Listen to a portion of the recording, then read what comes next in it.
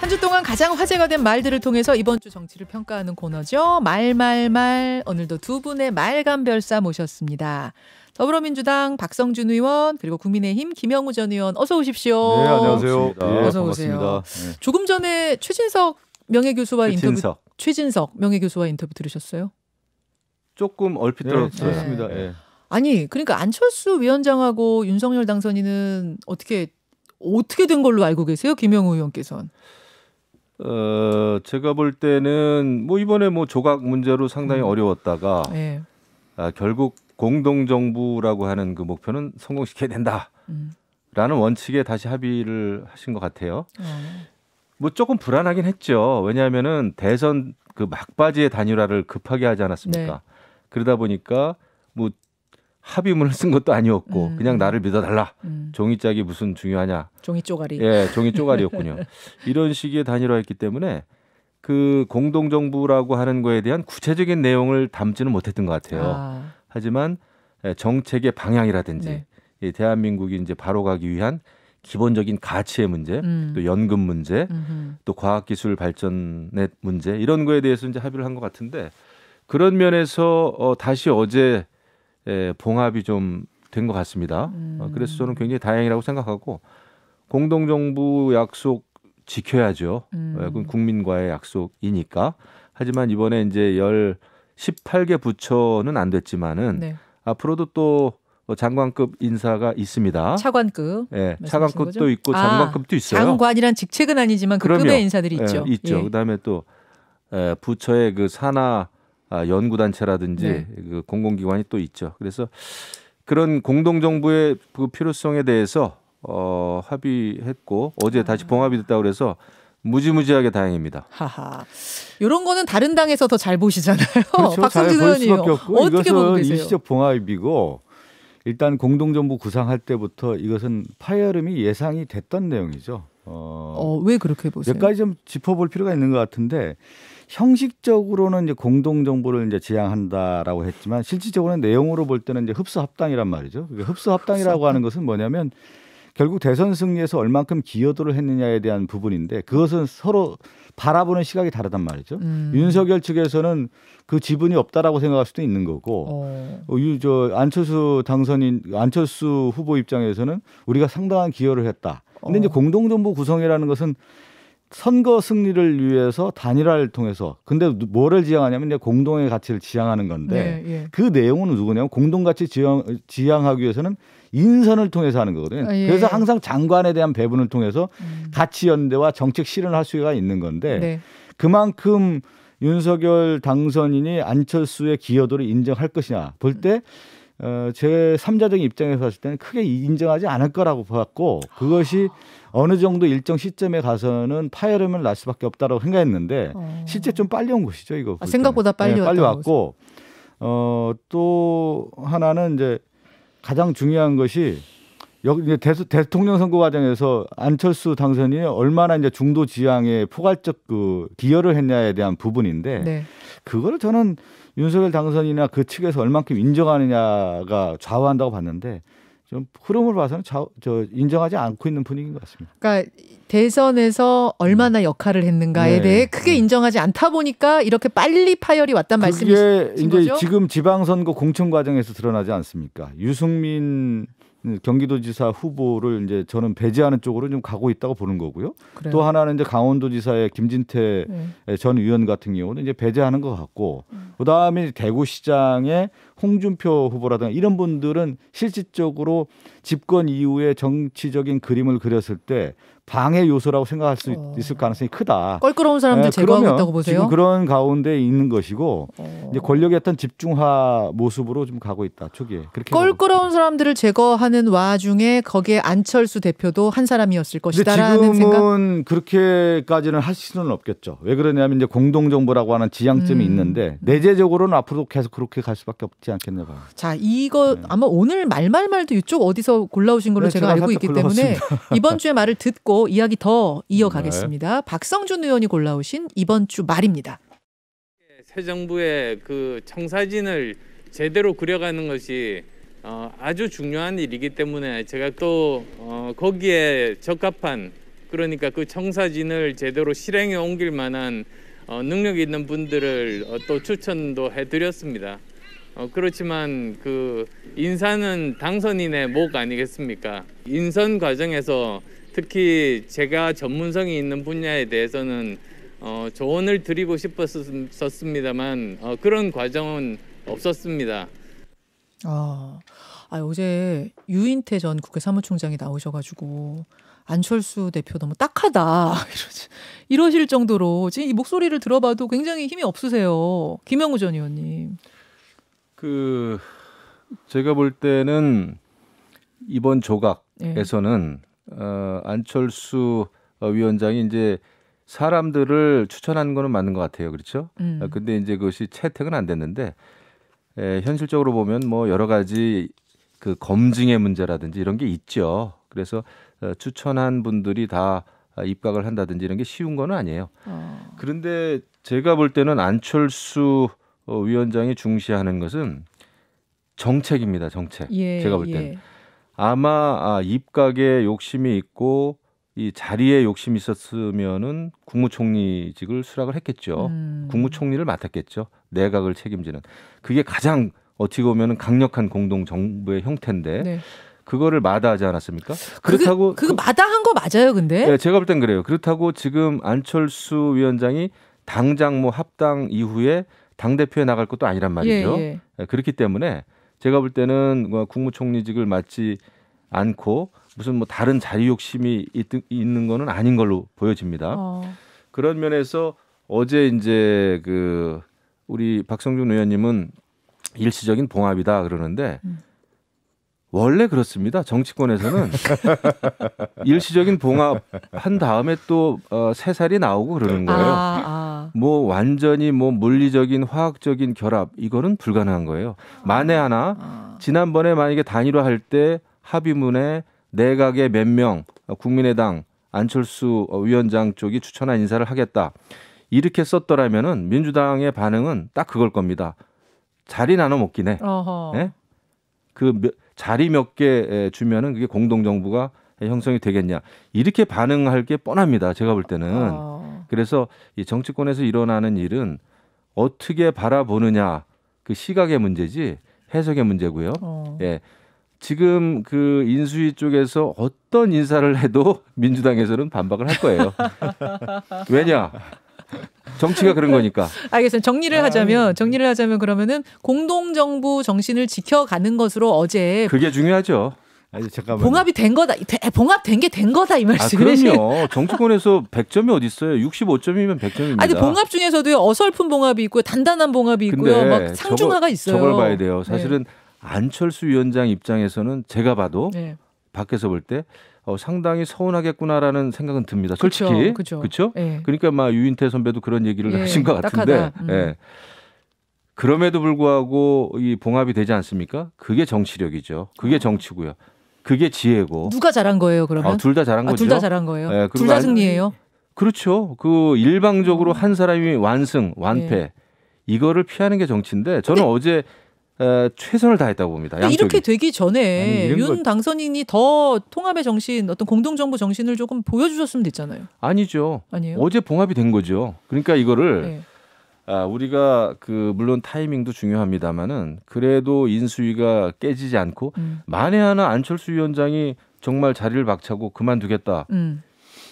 이렇게 갔더라면은 또 어떻게 됐겠습니까? 이런 표현까지는 안 쓰려고 했는데 일시적 봉합이라고 표현을 쓰지 않았습니까? 그럼 뭐냐면 안철수 인수위원장이 굴복한 거예요. 윤석열 당선인의 그 세와 힘에 의해서 안철수 인수위원장은 지금 퇴보를 한 거죠. 한 발짝 물러선 거죠. 그럴 수밖에 없는 상황 아니겠습니까? 초기에 이 정치라고 하는 것은 그 윤석열 후보 당시에 안철수 중도 세력이 필요했기 때문에 제안을 한 거 아니겠어요? 그래서 뭐냐면 국민 통합 정부를 하고 인수위 구성부터 공동정부 구성까지 협의하겠다 했는데 인수위 위원장은 해줬지만 더 중요한 정부 구성에서는 배제시켰단 말이죠. 근데 이 배제시킬 때 안철수 위원장은 분명히 그걸 제안하지 않았습니까? 첫 번째는 정치개혁에 관련된 부분은 반드시 하겠다라고 했는데 이것이 이제 넘어갔단 말이죠. 실제 이제 이루어지지 않은 거고 더 중요한 것은 또 뭐냐면 과학기술과 보건복지 분야에서는 왜 그러냐면 안철수 인수위원장이 가장 전문가란 말이에요. 그리고 대선 과정에서 연금 문제라든가 이런 개혁 과제에 대한 얘기를 끊임없이 했는데 네. 이번에 보건복지부 장관 후보자 보면 전혀 그냥 아무런 상관이 없는 그 전문가도 아닌 사람 말이에요. 그것은 뭐냐면 이 상징이 뭐냐면 안철수 인수위원장에 대한 배려가 전혀 없다라는 거고 특히 과학기술 분야 같은 경우는 언제나 얘기했잖아요. 미래 가치를 실현하기 위해서 4차 산업혁명을 대비하기 위해서 안철수 위원장이 할 역할이 있고 그것을 정책에서 실현해서 공동가치를 실현하겠다 얘기했지만 이 공동가치가 실현이 없는 거고 사람이 없다고 하는 것은 결국은 뭐냐면 파열음이고 여기서 둘이 만났다라는 것은 안철수 인수위원장이 일단 저자세로 갈 수밖에 없는 상황으로 이렇게 해석될 수밖에 없는 굴복이다. 여기선 정치력이다. 화합이다 이러셨는데 둘 다 승리다 하셨는데 정치는 힘이 아까 정치가 이런 것이다 했는데 정치는 세고 힘이에요. 지금은 윤석열 당선의 모든 힘이 쏠려 있기 때문에 안철수 인수위원장이 어떻게 할 수 있는 여지가 없는 거죠. 퇴로가 없어요. 네, 지금은 그렇죠. 지금. 잘 안 됐으면 하는 질투심이 너무 강하신 것 같아요. 아니 그렇지는 않아요. 물론 상황을 우리가 이제 해석하는 거니까. 정치라는 게 파워 게임인 것은 사실입니다만은 그래도 양보하고 뭐 때로는 또 지는 척도 하고 그래 가면서 해야지. 아하. 힘으로 밀어붙이겠다, 힘이 최고다라고 하면은. 위험하십니다. 아니, 지금 윤석열 당선인 힘으로 밀어붙이고 있는 상황이니까. 이게 자 힘이 보겠습니다. 없는 안철수 위원장이 물러난 거죠. 공동 정부 정신이 그럼 앞으로 어떻게 구현되는지를 보면 진짜 굴복한 건지 아니면 뭔가 타협점을 찾은 건지가 나타날 것 같아요. 좀 지켜보는 쪽으로. 뭐 지켜보는데 뭐 큰 차이는 없을 겁니다. 지켜볼 수밖에 없죠. 또. 자, 그렇다면은 여기까지 박성준 의원의 말을 봤고요. 김영우 전 의원이 골라오신 이번 주의 말로 넘어가겠습니다. 인사 참사 정도가 아니라 대국민 인사 테러입니다. 공정이 아닌 공신을 챙겼고 상식은 내팽개에 친 채 상상을 초월했습니다. 통합을 바라는 국민들에 대한 전면적이고 노골적인 정치 보복 선언입니다. 벌써부터 한동훈보다 차라리 별장 성접대 사건의 김학의 전 차관이 낫겠다는 이야기까지 나오고 있습니다. 와, 박홍근 민주당 원내대표가 한동훈 검사장의 법무부 장관 지명을 보고 한 말입니다. 김학의 전 차관이 낫겠다는 얘기까지 나온다. 이 말을 왜 골라오셨죠, 김영우 전 의원께서? 그렇죠. 왜 이 말을 골라왔는고 하니 이 한동훈 법무부 장관 지명에 대해서 굉장히 민주당이 지금 격앙돼 있어요. 네네. 격앙돼 있고 한편으로는 굉장히 두려움에 떨고 있는 것 같습니다. 두려움이다. 네, 두려움에 떨고 있는 것 같아요. 두려움이라는 감옥에 갇혀 있는 것 같아요. 왜냐하면 이제 이게 정치 보복이다, 노골적인 이런 표현을 했단 말이에요. 그래서 한동훈 법무부 장관은 반드시 민주당에 대해서 지난 정권에 대해서 정치 보복할 사람이라는 거를 딱 그 프레임을 지금 만든 것 같아요. 근데 오늘은 제가 민주당에게 여기 또 앞에 계신 민주당 의원님에게 뭐 따지려고 이런 걸 가져온 게 아니라 한번 진지하게 고민을 해보자라는 차원에서 이걸 가져왔어요. 저도 사실 한동훈 검사장의 그 법무부 장관 지명은 뭐 이렇게 박수 받을 만큼의 그 인사는 아니라고 봅니다. 이런 생각을 하고 계신 국민의힘 쪽 분들이 꽤 계시던데 왜 그렇게 생각하시는? 대체적으로 검사 출신 의원들 다 그렇게 일단 뭐 이제 능력 이런 거는 출중하다고 그래요. 근데 이제 워낙 가까운 관계였다. 같이 일을 오랫동안 했다. 네. 그거 자체가 흠은 아니지만은 지금 이제 검수완박 상황 아닙니까? 네. 검수완박을 강력하게 민주당에서 드라이브를 거는 요 상황에서는 이거 굉장히 그 검수완박에 잘못하면 날개를 달아줄 수가 있다. 판 깔아준다. 네. 명분 만들어준다. 그렇죠. 왜냐하면 그런 정무적으로 판단했을 때 제가 제 입장에서 정무적으로 판단했을 때는 좋은 카드는 아니다. 솔직히 이런 생각은 해요. 그래서 박수 치기는 어렵다라는 생각을 하는데 여기서 중요한 것은 법무부 장관이라고 하는 그 국무위원 있죠. 네. 법무부 장관이라고 하는 자리에 대해서 정치권에서 한번 고민을 해봐야 된다라는 생각을 합니다. 왜냐? 그건 또 무슨? 예. 그래서 제가 이거를 가져온 건데 제가 12년 동안 국회의원 하면서도 법무부 장관 자리에 특정 정당의 당대표를 한 분, 또 특정 정당에서 아주 전투적인 분들 이런 분들을 이런 정치인을 법무부 장관에 앉히는 것이 옳았느냐, 옳으냐 앞으로도 그리고 대통령 민정수석을 청와대 민정수석을 한 분을 법무부 장관 자리에 앉히는 게 옳았느냐. 사실 정치 보복이나 이런 걸 생각할 때는요. 민주당의 당대표를 했던 추미애 전 장관, 네. 추미애 전 대표를 법무부 장관에 앉히는 게 훨씬 정치 보복할 가능성이 큽니다. 또 한동훈 검사장보다? 그렇죠. 그리고 이 국회에서도 법사위에서 오랫동안 일을 했습니다마는 박범계 의원님도 물론 훌륭한 분입니다마는 굉장히 당성이 강하고 또 굉장히 강한 분이거든요. 이런 분이 법무부 장관, 대한민국의 법을 총괄하는 그 수장, 법무부 장관 자리로 가는 게 옳으냐. 사실은 상식적으로 보면 그게 훨씬 위험한 일이에요. 그런데 지금 검사 출신이고 그다음에 당선인과 오랫동안 일을 함께 하면서 능력을 보여줬다고 하는 한동훈 검사를 법무부 장관 보낸 거 가지고 지금 네.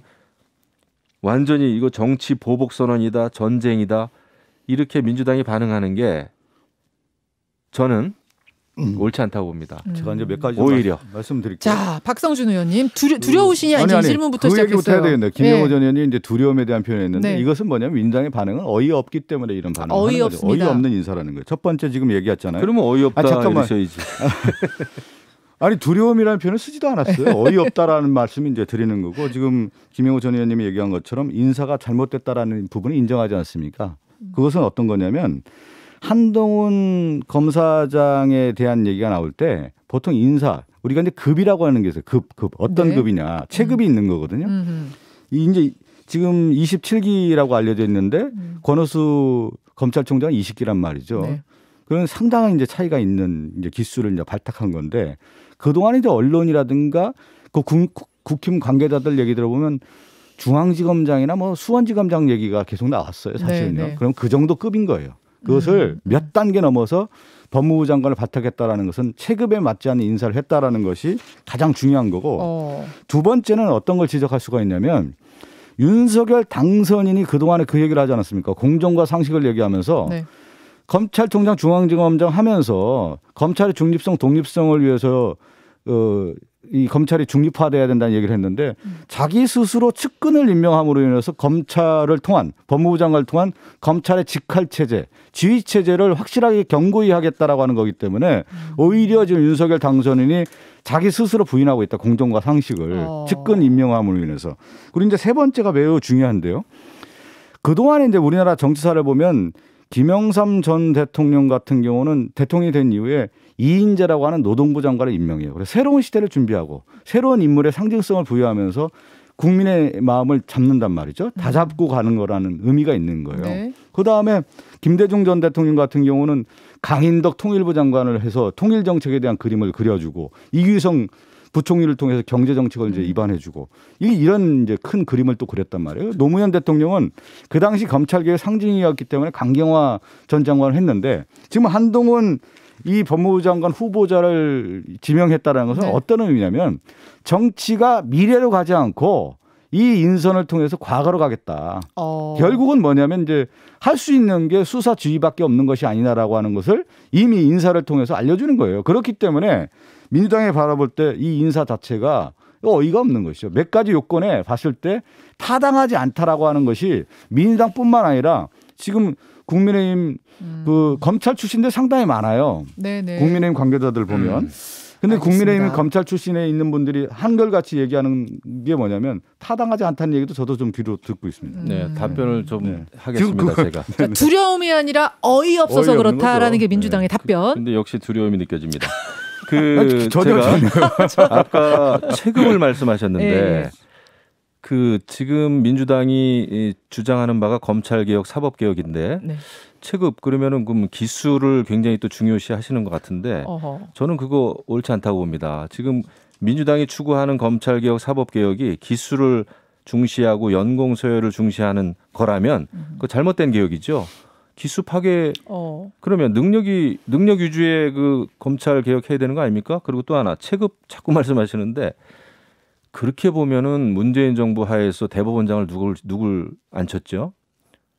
기수로 보나 급으로 보나 저는 아니라고 봅니다. 뭐 김명수 대법원장에게는 미안한 말씀입니다만은 급을 강조하시니까 제가 드리는 말씀이에요. 그때 누구도 대법원장으로 가리라고 예측을 못했습니다. 모두가 놀랐습니다. 법조계에서. 그래서 체급을 논하시면서 비판하는 건 말이 안 된다. 이렇게 보고 측근이라고 이제 말씀하시는데 측근 맞아요. 제가 봐도 네. 20년 동안 굵직굵직한 과거 사건들을 함께 처리해 왔더군요. 네, 네. 그런데 이 국무위원 장관 자리에 측근이라고 해서 안 된다는 것도 또 말은 안 돼요. 왜냐하면 대통령제 국가 아닙니까? 대통령제 국가에서는 결국은 대통령이 신임하고 또 능력을 익히 아는 사람을 앉히는 게 너무나 이상한 일은 아닙니다. 하지만 저라면 제가 당선인이라면은 이제 한동훈 검사를 법무부 장관에 앉히진 않았을 거예요. 정무적으로 볼 때. 예, 정무적으로 볼 때. 왜냐하면 유리한 수가 아니다 그 말씀이에요. 민주당에 이렇게 강한 반발이 예측이 되고 검수완박이라고 하는 거에 날개를 달아줄 수 있기 때문에. 근데 왜 그러면 윤 당선인은 그냥 이렇게 지금 불 보듯이 민주당이 반발할 게 뻔한 인사였는데 왜 한동훈이라는 인사를 갔을까요? 역시 그 정치권에 오래 있지 않은 분이었기 때문에 그런 생각을 그냥 한 것 같아요. 그 법무행정을 뭐 현대화한다. 그다음에 이제 한동훈 검사 능력 있다. 이런 생각을 주로 많이 한 것 같습니다. 아까 얘기했듯이 역대 뭐 김영삼 정부가 뭐 누구를 노동부 장관으로 앉히고 역점을 뒀지만은 네. 윤석열 당선자는 아무래도 법조인 출신이기 때문에 네. 이 법조에서 무엇이 문제인가, 법무행정이 무엇이 문제인가, 또 법무부 장관이라고 하는 자리가 어떤 자리여야 되나. 솔직히 법무부 장관하고 싸우면서 정치를 하게 된 분 아닙니까? 그렇게 해서 대통령까지 된 분이기 때문에 장관 자리라고 하는 거에 대해서 오히려 고민을 좀 많이 한 것 같고 그래서 능력 위주로 한 거다 그 말씀이신 거예요? 정무적으로 판단 안 했다? 정무적으로는 솔직히 판단 미스지만은 본인이 봤을 때는 능력 위조, 법무부 이렇게 가서는 안 되겠다라는 생각을 한 것 같아요. 장관의 자리는 우리 김영호 전 의원님도 정치인 출신이고 삼선 의원 출신이기 때문에 정무적 판단을 해야 되는 것이죠. 능력만이 아니라. 그러니까 일단은 50%도 안 된다는 거 점수가. 그리고 장제원 비서실장이 그런 얘기를 했잖아요. 칼보다 펜을 쥐어줬다. 네. 이게 아니고 보다 큰 칼을 채워준 거예요. 항상 뭐냐면 우리가 이제 정치를 바라볼 때 그런 얘기를 하느냐. 말 위에서 천하를 얻을 수 있지만 말 위에서 천하를 다스릴 수 없다. 그러니까 말 위에서 천하를 얻었다라는 것은 총과 칼로서 권력을 집권할 수가 있는 거예요. 그러니까 검찰 출신이기 때문에 이 검찰을 기반으로 해서 집권한 거 아니겠습니까? 그런데 다시 천하를 나라를 어떻게 다스리겠다? 칼로 다스리겠다라는 거예요. 이것은. 그러니까 이 문제에 대한 어떤 상징성, 한동훈 법무부 장관 후보자가 비춰주는 미래의 모습이라고 하는 것은 과거 지향적 수사를 통해서 계속 검찰을 쥐 통제하겠다라고 하는 윤석열 당선인의 마음이 들어가 있는 거예요. 그래서 지금 국민들이 바라볼 때 인사가 타당하지 않다라고 하는 거. 제가 처음에 얘기했잖아요. 정치는 장관이라고 하는 건 정무적 판단과 능력과 더불어서 결국은 미래로 가야 되는 건데 이 인사 자체가 과거 지향적으로 가고 있다라는 것을 제가 지적하는 겁니다. 추미애 전 장관보다 큰 칼을 찾던 분이 계실까요? 법무부 장관에? 자, 제가 여기서 일단은 좀 정리를 해야겠습니다. 왜냐하면 제가 정리를 하는 이유는 한 1분쯤 남았는데 차지 않았습니까? 오늘이 말말말 코너 마지막 시간이어서 두 분께 우리 청취자들께 인사드릴 기회를 좀 드려야 될 것 같아서요. 박성준 의원님, 우리 한 1년 같이 달려왔나요? 1년까지는 안 됐는데 네. 가장 저는 섭섭한 게 이제 앞으로 김현정 우리 앵커님을 네. 한 2주에 한 번씩 보지 못한다는 게 가장 섭섭한데. 제가 영상 통화 드릴게요. 그동안 너무 고생 많으셨습니다. 아유, 감사합니다. 김현정 뉴스를 나와서 저도 인지도가 많이 올라갔습니다. 그동안 정말 아침에 고생해 주셨고요. 네. 김영우 전 의원 지금 만나자마자 이별이라고 좀 안타깝습니다. 저는 뭐 몇 번 나오지도 않았는데 너무 크게 당하는 것 같습니다. 억울합니다. 더 좋은 코너로 새로운 코너 만들어서 두 분 다시 만날 수 있는 기회 제가 마련해 보도록 하겠습니다. 고맙습니다. 아침 이른 시간마다 이렇게 다 준비하고 나오시는 게 보통 성실함이 아니거든요. 박성준 의원님, 김영우 전 의원님 고생하셨고 김영우 전 의원 오시기 전에 김은혜 의원이 또 이 자리 채워주셨었잖아요. 예. 김은혜 의원께도 감사 인사드리겠습니다. 두 분 고맙습니다. 네, 감사합니다. 네, 감사합니다. 김현정의 뉴스쇼는 청취자 여러분의 참여로 이루어집니다. 트위터, 페이스북, 레인보우 게시판 그리고 단문 50원, 장문 100원의 유료 문자 샵 1212, 우물정 1212 통해 참여하실 수 있습니다. 김현정의 뉴스쇼 여러분과 함께 만듭니다.